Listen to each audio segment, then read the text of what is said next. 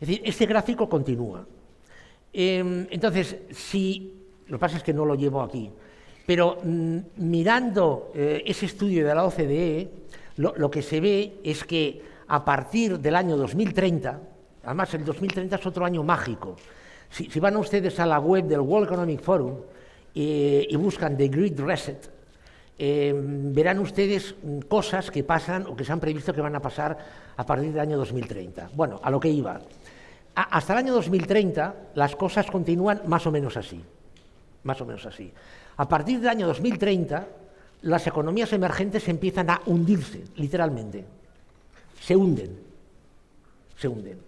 Las economías avanzadas se estancan con una ligera tendencia hacia la caída. Es decir, de forma tal que en el 2060, según ese estudio de la OCDE, la situación estará en las economías avanzadas peor que en el 2010. Peor que en el 2010.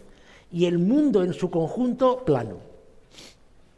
Es decir, en términos económicos es como si prácticamente 75 años el mundo se hubiera echado por la ventana. Prácticamente. No sé si he contestado la pregunta. Es decir...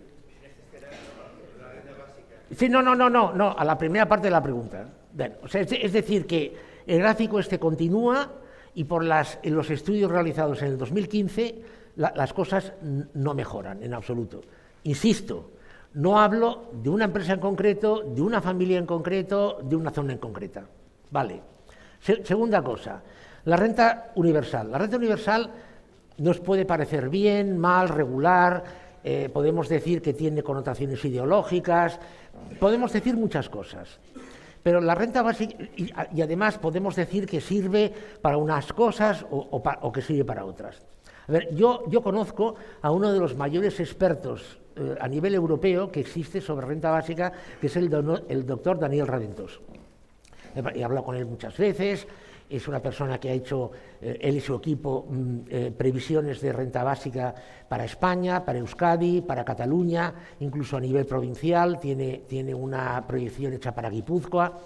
La renta básica va a llegar porque no hay otro remedio.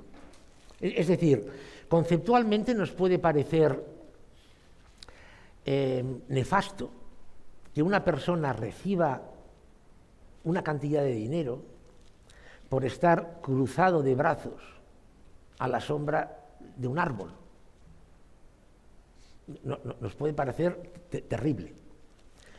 Pero piensen ustedes que esa persona, si recibe un mínimo, esto que voy a decir ahora lo voy a caricaturizar, esta persona que recibe este mínimo le han dicho, mira, si te portas bien, vas a tener esta cantidad, que evidentemente no te va a permitir tener un Ferrari, pero te va a permitir acceder a esta cesta de productos básicos.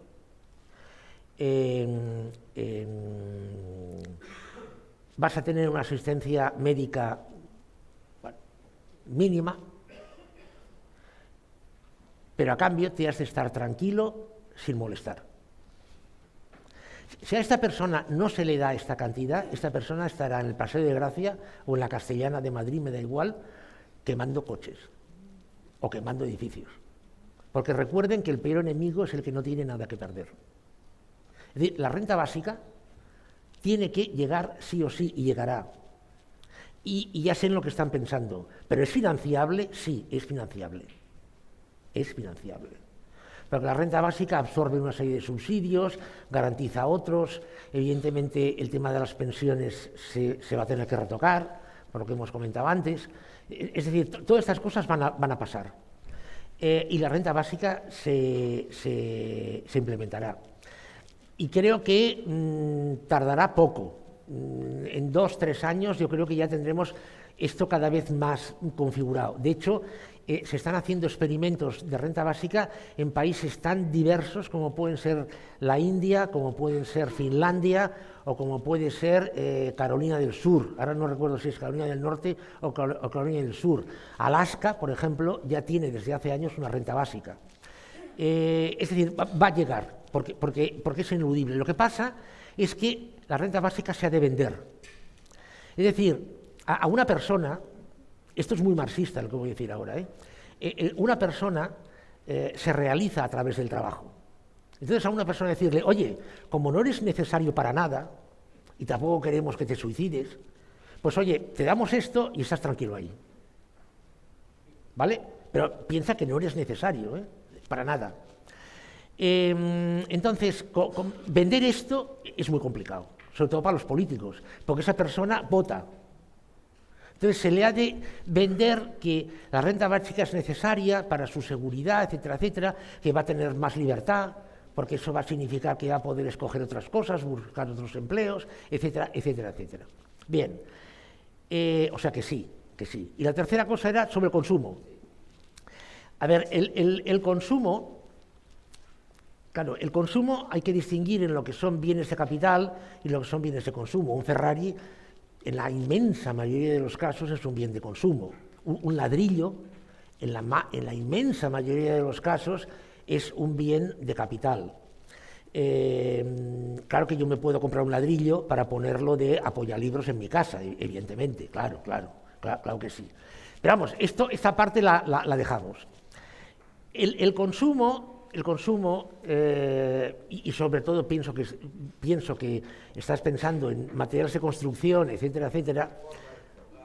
Sí, a ver, yo creo que hemos entrado en una dinámica. A ver, yo hace años, lo que pasa es que esto ya se ha asumido y he dejado de decirlo, pero yo fui de los primeros en hablar del sector R. El sector R es el sector de rehabilitación, reciclaje, reparación, reconversión. Yo creo que esto claramente va más, por la sencilla razón de que la obsolescencia programada cada vez va a menos, porque el modelo Kleenex es muy caro. El modelo que hemos estado utilizando hasta ahora ha sido un modelo de usa y tira. Yo recuerdo que mis padres tuvieron un frigorífico que lo tuvieron 40 años y funcionaba perfectamente. Y mis suegros tuvieron una lavadora de marca Fagor que estuvo funcionando 43 años perfectamente. Hoy esto es absolutamente imposible de pensar. ¿Por qué? Bueno, pues porque evidentemente lo que se ha estado buscando ha sido un cambio y que las cosas durasen mucho. No era económicamente rentable, porque esto frenaba el crecimiento. Bien, tampoco lo he traído. Yo tengo un artículo, lo pueden buscar, lo pueden encontrar en el Economic de hace 2 o 3 meses, en el cual analizaba la evolución de los salarios reales en España desde el año 1980 hasta la actualidad. Los salarios reales en España, están estancados, totalmente estancados. Los nominales no, los nominales han subido, pero los salarios reales están estancados. Entonces miren ustedes, ¿y cómo se ha pagado el consumo de BMWs, de tal? ¿Cómo se ha pagado? Con deuda. La deuda privada en España ha pegado un aumento absolutamente exponencial. Se ha pagado a base de deuda. Bueno, en España, en Francia, en Finlandia, en todos los países. Curiosamente, entre paréntesis, y nunca lo dirían, uno de los países más endeudados de Europa a nivel privado es Dinamarca, curiosamente. Bueno, entonces, a medida que el poder adquisitivo baje y a la vez por la inflación, la sustitución de factor trabajo por capital, etcétera, etcétera, y la demanda de trabajo baje, los ingresos globales medios bajarán, con lo cual el consumo bajará también. ¿Qué quiere decir esto? Pensando en el sector de ustedes. Yo entiendo, deduzco, que lo que es sector R, reforma, etcétera, etcétera, esto va a más. Claramente va a ir a más. Porque, bueno, a ver, cambiar un cuarto de baño, pues te cuesta lo que te cuesta, pero te cuesta mucho menos que comprarte una vivienda nueva. Cambiar el parquet o el suelo, pues bueno, sí, claro, cuesta dinero, evidentemente, pero cuesta menos que comprarte una vivienda nueva. Aparte de que bastante más gente se puede permitir cambiar el cuarto de baño o cambiar el suelo de casa que acceder a una vivienda nueva. Es decir, esto por el lado de lo privado. Por el lado de lo público, que hay muchas empresas, como ustedes saben mejor que yo, que han vivido de la obra pública yo creo que a partir de ahora se va a mirar con cuentagotas. Con cuentagotas. Es decir, esa famosa... ¿no? ¿Han estado ustedes en la ciudad de la ¿cómo se llama?, de la ciencia de Santiago de Compostela? Un monstruo de 750 millones de euros, que no está acabado todavía, ¿eh? Lo que pasa es que pararon las obras, infrautilizado, bueno, etc. Eso es un mastodonte que cosas como estas cada vez se van a hacer menos. ¿Por qué? Porque evidentemente no van a haber recursos, con lo cual se va a ir a buscar, se va a realizar aquella obra que sea realmente esencial. Y sobre todo se va a mantener. Ejemplo, en España, esto dicho por técnicos que conocen el tema, en España el Estado, para mantener en buen uso las autovías y autopistas españolas, tendría que gastarse cada año, en mantenimiento, 1.300 millones de euros. Se está gastando 750. ¿Por qué? No entro. Entonces, claro, aquí hay un... O sea, lo que yo creo que va a pasar es que el Estado se va a gastar estos 600 millones que ahora no se gasta, pero va a dejar de gastar en otras cosas. Al margen de, evidentemente, poner un pago por uso de autopistas y autovías, eso por descontado. Es decir, el consumo yo creo que en volumen algo bajará, pero sobre todo va a cambiar su distribución. Gracias. Sí, gracias nuevamente, Santiago. ¿Alguna? Sí. ¿Puedes pasar el micro a...?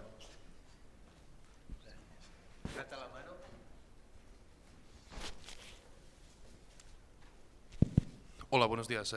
Primero de todo, muchísimas gracias, profesor Santiago, muy interesante. Yo simplemente quería, si nos pudiera explicar un poco, claro, el planteamiento o panorama que tenemos, no digamos a 5, pero sí a 15, 20 años vista, es 2, ¿no? Sobre todo para las futuras generaciones. O te transformas en un esclavo de una macro multinacional, de un Apple, ¿no?, con un gran currículum, una gran especialización, pero al final Y contactos. Y contactos. O, por otro lado, te transformas en otro tipo de esclavo, que es el esclavo del sistema de, como bien ha dicho, ¿no?, y dijo en aquel artículo, ¿no?, renta básica, marihuana legal y ocio gratuito. Claro, si estos son los dos planteamientos que tenemos por el futuro, al final casi que es mejor volver a hacer una revolución francesa, es decir, quemémoslo todo, cortemos algunas cabezas y reconstruyamos de cero, como mínimo tendremos ilusión. Porque si al ser humano le quitas la ilusión, pues al final tampoco tiene nada que perder, porque si la ilusión es cobrar 700 euros a final de mes debajo de un árbol, pues casi que prefiero ir a quemar edificios, no sé cómo decirlo. Y bueno, pues eso, si esto es el panorama actual, no sé si es muy conveniente. Y encima decimos que la clase política, que a veces algunos que dicen, buah, pues te metes en política o aspiras a hacer algo en política para cambiar o que alguien cambie, o con el voto tampoco sirve, porque el 25% del poder son de multinacionales que al final controlan. Eso, al final, pues mejor bombas nucleares, como hace Putin, ¿no? Y empecemos de cero los que aún, si alguien sobrevive, pues...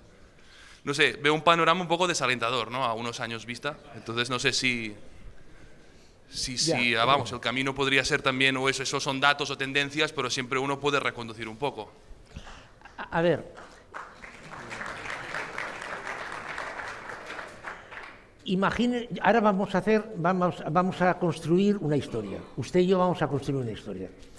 Imagínense que usted y yo fuéramos dos aristócratas, dos nobles franceses, que estuviéramos charlando en el jardín de su casa en el año 1780, mientras degustamos una copa de Borgoña, y que yo le dijese a usted, vengo de París y me han dicho, he oído, me han comentado que hay una gente que se llama burguesía, que son manufactureros y comerciantes y tal, que quieren libertad y quieren eliminar a nuestro rey, a nuestro amado rey, porque necesitan libertad para hacer cosas. Y nuestro rey no le deja. Fíjate qué cosas dicen. Bueno, esta historia ya sabemos cómo acabó, ¿no? ¿Verdad? Sí, ya. La diferencia del año 1780 a la actualidad es que hoy las revoluciones ya no están de moda.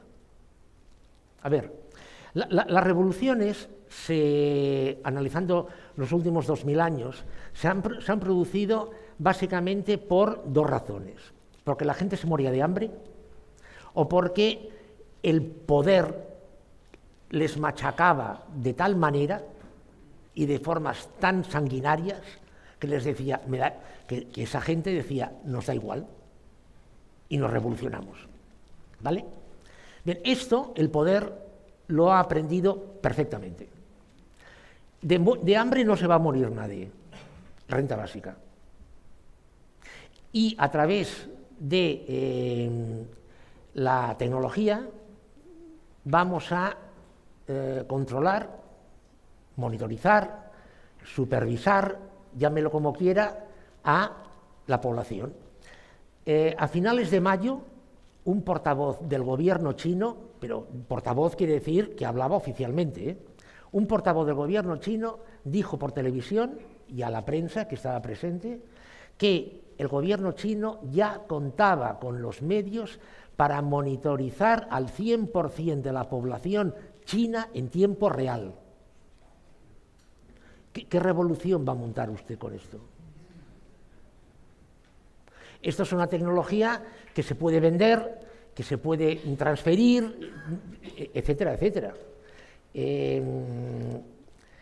Piense que ahora estamos en un momento que nunca jamás en la historia habíamos estado en un momento como el actual. Es decir, hoy en día es posible el máximo control económico y humano a través de esta tecnología. Es decir, que hoy, aunque usted quisiera montar una revolución y aunque tuviera seguidores, no iba a pasar de la Plaza de España. Bueno, de la Plaza de España igual sí, pero poca cosa más. O sea, porque no es posible. A esto añada otra cosa. Y esto yo lo he experimentado con mis alumnos. Los jóvenes no quieren problemas. Es decir, los jóvenes no. Lo que hicimos nosotros durante el franquismo, de salir a la calle y tal, esto no quieren problemas.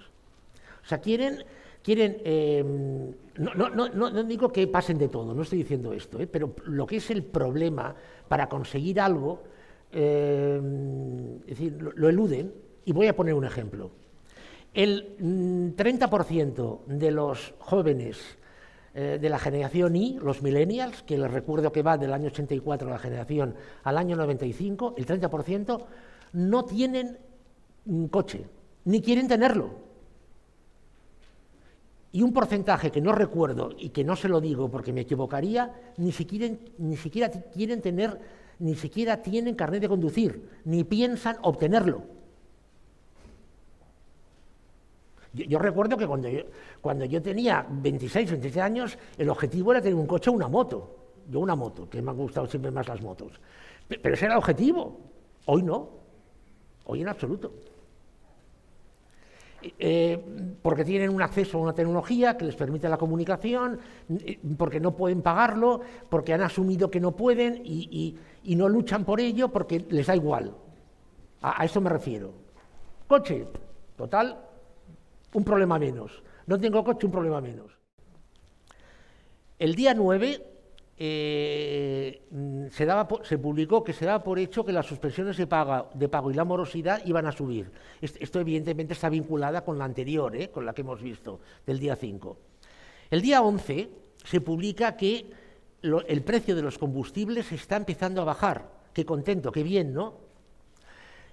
Supongo que saben ustedes que los combustibles se venden a futuros. Es decir, la gasolina que hoy han puesto ustedes en su depósito, en el depósito de su automóvil, fue comprada a futuros hace entre 2 y 3 meses.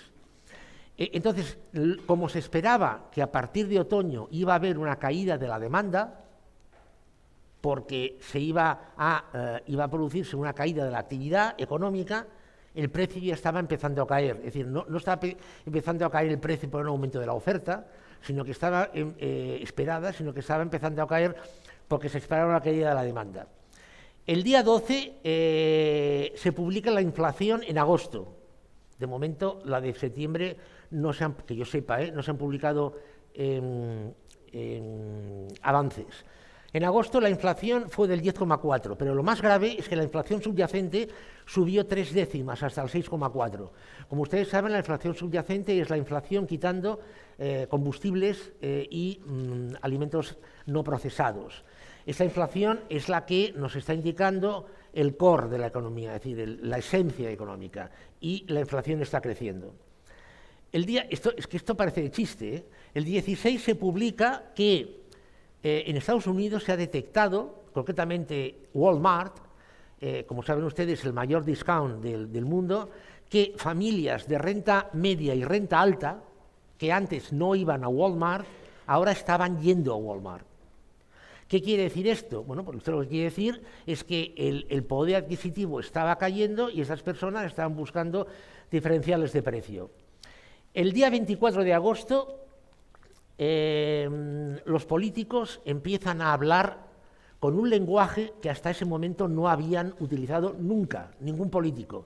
El presidente de la República Francesa, Emmanuel Macron, dice, frase textual, estamos viviendo el fin de la abundancia. Y el mismo día, el señor Alexander De Croo, primer ministro de Países Bajos, dice que se esperan 5 o 10 inviernos complicados. El día 27, tras los políticos, los técnicos. El señor Powell, como saben ustedes, presidente de la Reserva Federal, dice que será necesario algo de dolor por las medidas que se van a tener que tomar. Y la señora Schnabel, que es miembro del Consejo Ejecutivo del Banco Central Europeo, dice que serán necesarios sacrificios. El día 29, el mercado inmobiliario estima un frenazo que afectará a viviendas y oficinas y centros comerciales. Evidentemente, esto por dos motivos que ustedes saben. Uno, por descontado mucho más que yo, los costes de los materiales están creciendo. Y en segundo lugar, porque los tipos de interés están aumentando y van a seguir aumentando. Son dos elementos que, insisto, como saben ustedes, se realimentan. El día 30, los bancos centrales, varios bancos centrales, comunican que estamos ante un shock de oferta, es decir, que puede haber problemas de suministros debido a esta inflación de oferta que existe. El día 1 de septiembre, en un informe de Citigroup se publica: el escenario actual es una mezcla entre la crisis del 2008 y la de 1970. Insisto, esto está en uno de los últimos informes de Citigroup. El día 8 de septiembre dice GNS Economics, que es un servicio de estudios estratégicos finlandés: no estamos preparados para lo que viene. Estamos esencialmente al borde de otra crisis bancaria, un colapso de nuestra base industrial y hogares, y por lo tanto al borde del colapso de nuestras economías. Yo esto, a ver, la segunda, lo miro con un poco de distancia, porque esta es una empresa que, como hace estudios estratégicos, le interesa vender su producto. Entonces, claro, alguien lee esto y dice: oye, GNS Economics, por favor, hazme un estudio para abordar, que mi empresa pueda abordar esta situación. Cuando acabemos, yo les invito a que entren, es muy interesante además, que entren en la web de GNS Economics, simplemente ponen en Google GNS Economics y accederán. Además, es muy interesante, tiene estudios muy interesantes. Bueno, ya el 8 de septiembre, un mes y pico después, ya me paré de apuntar cosas. Bien, ¿qué quiere decir esto? Toda esta colección de hechos que hemos visto es imposible encontrarla en ningún momento previo a la llegada del virus. Es decir, estábamos en una crisis que entra en el 2007, que empieza en el 2007. Ha tenido distintas manifestaciones. Llega el virus. El virus rompe totalmente todas las líneas de actuación que estábamos teniendo. Tenemos que recomponerlas. Esa recomposición tiene que hacerse de otra manera a como hacíamos antes. Y esto, evidentemente, va a tener consecuencias. Es decir, ¿qué quiere decir esto? Quiere decir que, juntando todo esto, que las empresas, y aquí en principio yo diría que cualquier tipo de empresa, entran en un escenario en el que van a tener que competir teniendo en cuenta que la demanda va a ser baja. Insisto, no quiere decir que sea baja un 2% más baja o un 4% más baja. De media, la demanda va a ser más baja, con la financiación va a haber dificultades y la oferta de suministros va a ser limitada. Entonces, en este escenario, las empresas van a tener que moverse. Evidentemente, ustedes lo habrán deducido, ¿qué empresas lo tendrán más fácil o qué empresas tendrán más posibilidades? Aquellas que estén mejor gestionadas, aquellas que tengan una productividad más elevada y aquellas que tengan un plan de acción más flexible.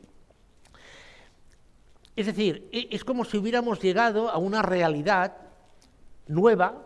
Yo he escrito aquí puntos de realidad porque son temas en los que yo creo que tenemos que fijarnos especialmente, lo cual no quiere decir que alguno de ustedes diga, no, es que además tal, pues posiblemente sí, O sea, esto yo me he puesto a pensar y esta es mi lista, pero ustedes podrían añadir otras cosas.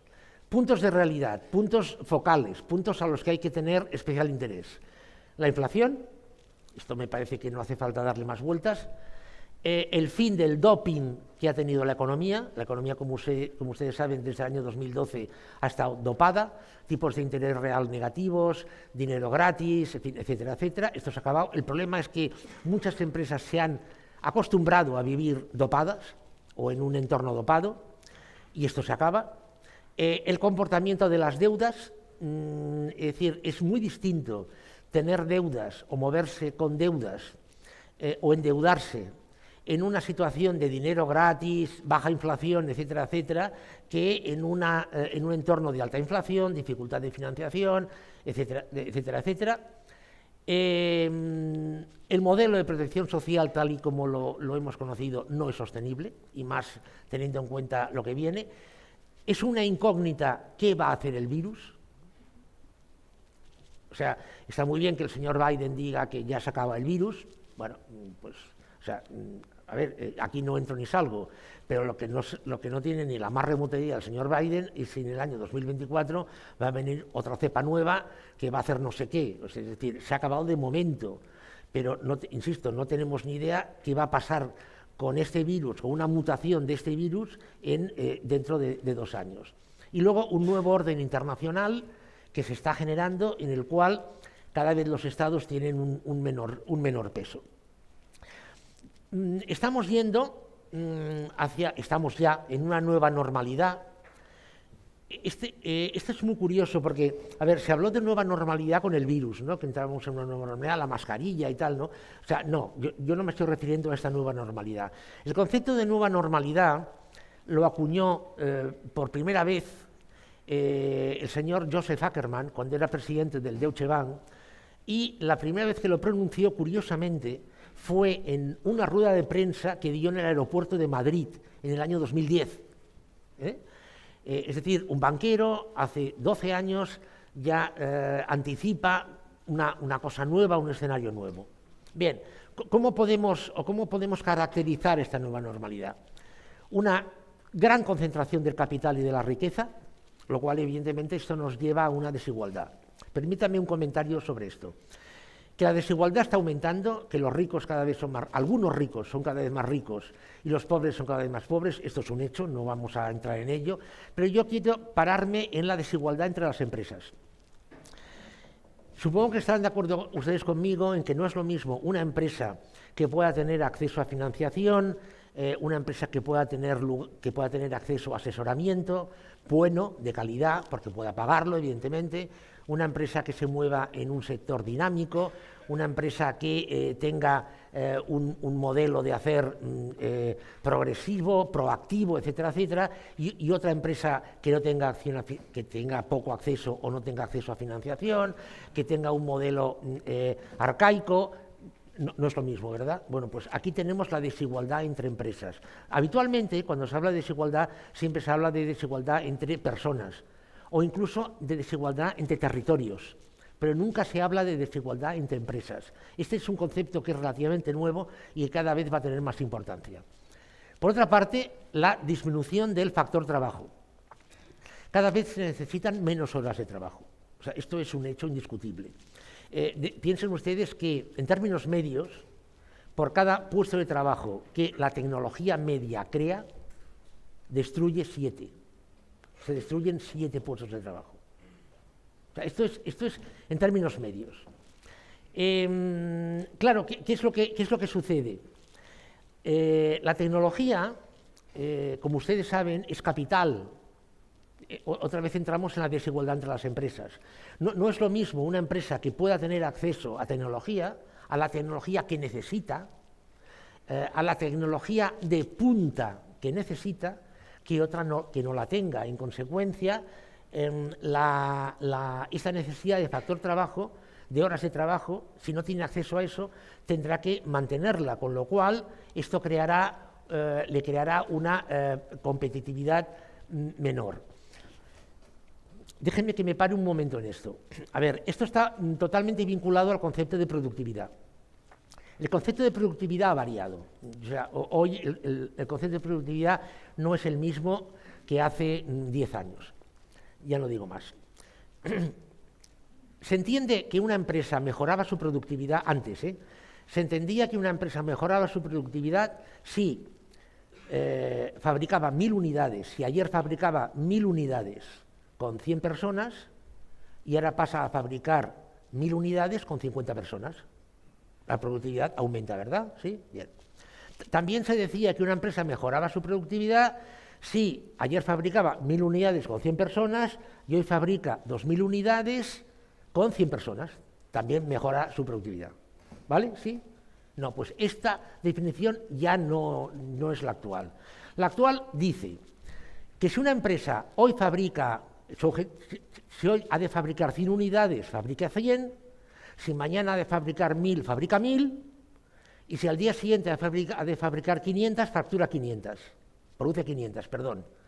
Atención ahora, ¿con una o con 0 personas? Eso es hoy productividad.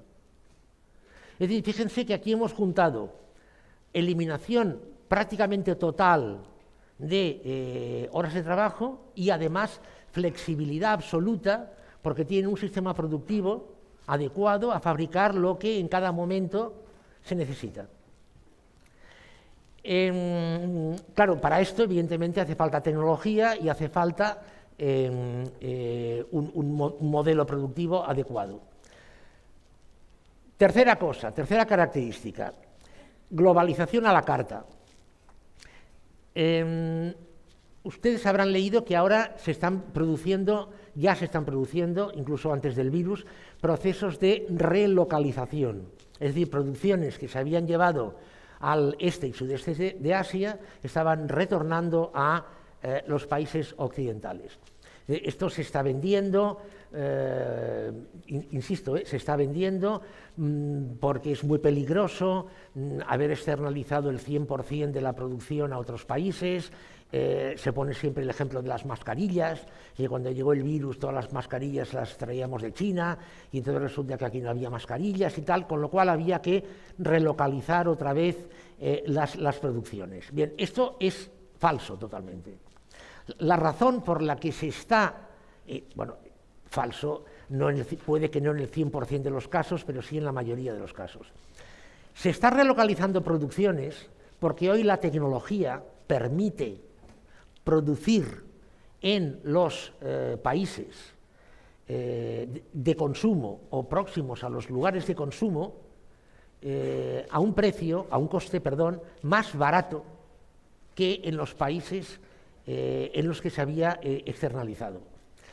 Yo sé de una empresa, es un ejemplo, yo conozco una empresa que está en un polígono industrial cercano a Bilbao, es una nave, que está llena de robots y de robots productivos y de impresoras 3D, y que está realizando producciones masivas, trabaja 24 horas al día, 365 días al año, producciones que antes se estaban haciendo en Asia y se están haciendo aquí, en España, al lado de Bilbao. ¿Por qué? Porque hoy, al margen de los peligros que pueda tener trabajar en Asia, sale más barato producirlas localmente. Cuarta característica, declive de los estados. Los estados están declinando cada vez más. Miren ustedes, en el año 2019, el que está considerado el último año normal, las 50 principales compañías del mundo facturaron el 25% del PIB del planeta. 50, la cuarta parte del PIB del planeta. ¿Quién tiene el poder? Un político que es elegido cada 4 años, el color del político me da igual, ¿eh? Un político que es elegido cada 4 años o una persona que hace así, literal, hace así y te puede hundir la deuda pública de Francia. ¿Quién tiene más poder? Francia, cuidado, no Camerún, Francia. Entonces, este es un paradigma totalmente nuevo en el que evidentemente la política, bla, bla, bla, bla, bla, bla, bla, pierde todo sentido. Y al final son las grandes corporaciones las que mueven las cosas. ¿Saben ustedes cuánto dinero tiene Apple en el cajón? El cajón es el cajón, Es decir, que abre y lo saca. No tiene que llamar a un banco, oye, tal, no, abre el cajón. 114.000 millones de dólares. Eso tiene el cajón, Entonces, claro, delante de esto, y luego, por otra parte, la quinta característica, la tecnología. Esto ya llevamos rato hablando de esto, ¿no? La tecnología ya es omnipresente, cada vez va a ser más omnipresente. La total protagonista. No sé, que ponga un ejemplo aquí es que es absurdo porque entren simplemente en YouTube y verán ustedes aquí vídeos de todo, ¿no? Desde máquinas que hacen pizzas con cero intervención humana, a robots que pavimentan calles, etcétera, etcétera, o sea, lo que quieran.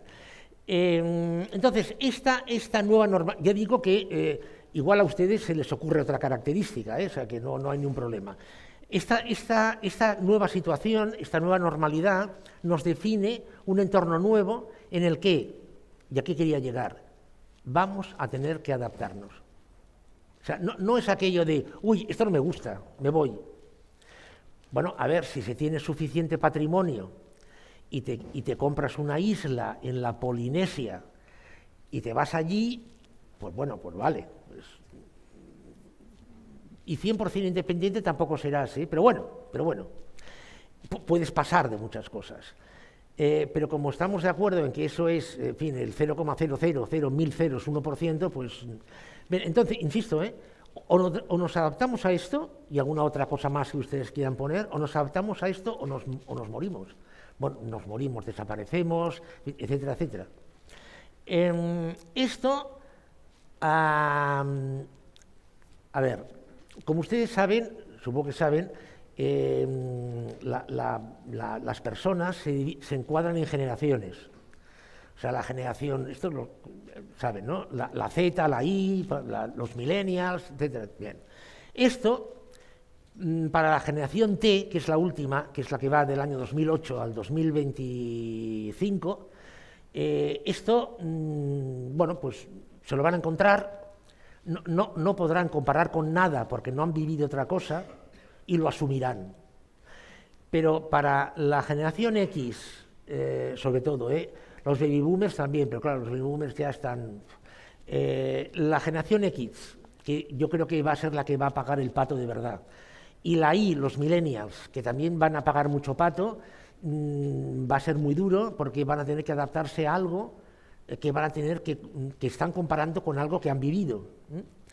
Pero no queda otra cosa que la adaptación. Empresas, repito otra vez, empresas competir en un escenario de baja demanda, con dificultades de financiación, con una oferta de suministros limitada y con un sentimiento de escasez. Esto viene ligado, evidentemente, por lo que decía Macron del fin de la abundancia. Hechos diferenciales, que es lo que decíamos, ¿no? Para sobrevivir, eficiencia, flexibilidad, este concepto que está de ultimísima moda, es lo más guay que hay ahora, el concepto de resiliencia, esto es lo más de lo más. Si ustedes quieren quedar bien en una charla con alguien, digan resiliencia, es